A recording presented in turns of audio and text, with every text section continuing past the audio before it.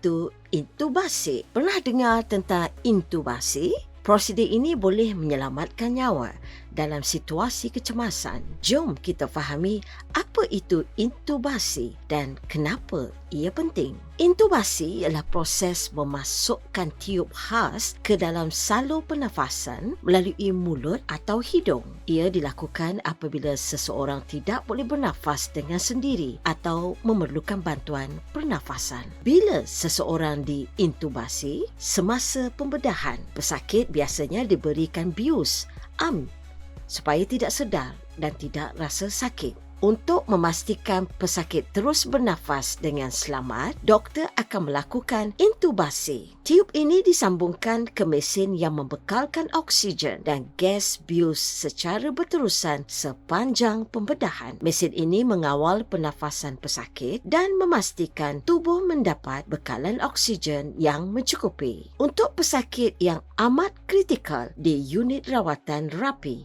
ICU, intubasi juga sangat penting di ICU, terutamanya bagi pesakit yang mengalami masalah pernafasan yang serius seperti jangkitan paru-paru, kecederaan otak atau serangan jantung. Ia membantu memastikan oksigen cukup sampai ke paru-paru dan seluruh badan.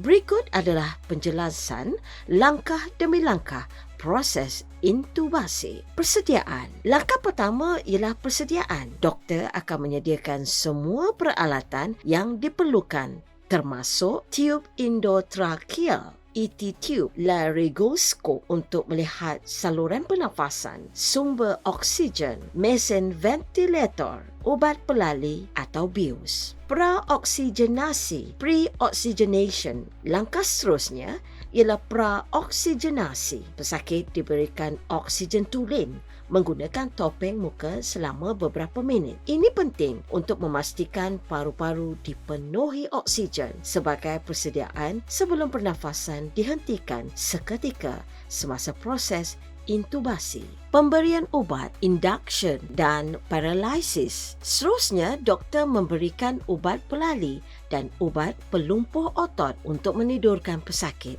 dan melumpuhkan otot sementara. Ini penting supaya tiub boleh dimasukkan dengan mudah dan selamat. Proses laryngoskopi dan intubasi. Dengan menggunakan laryngoskop, doktor akan membuka mulut pesakit dan mencari bahagian pita suara sebagai panduan.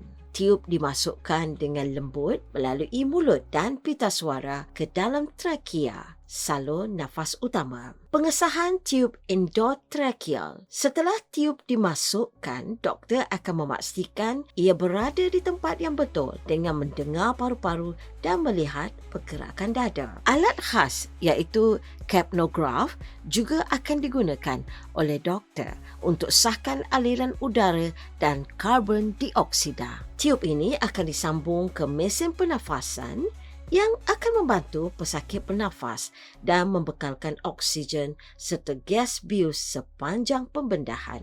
Akhirnya, tiub akan dilekatkan dengan kemas supaya tidak berganja. Ekstubasi.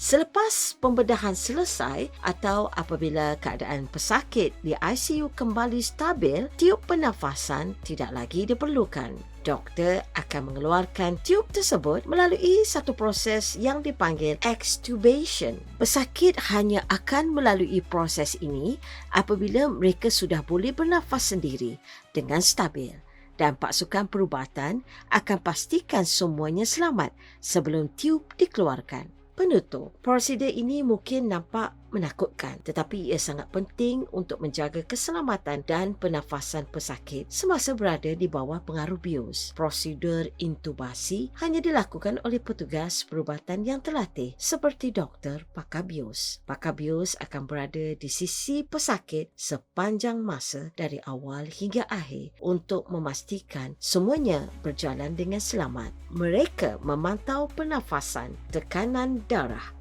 kadar denyutan jantung dan tahap oksigen pesakit dengan teliti semasa pembedahan atau rawatan di ICU.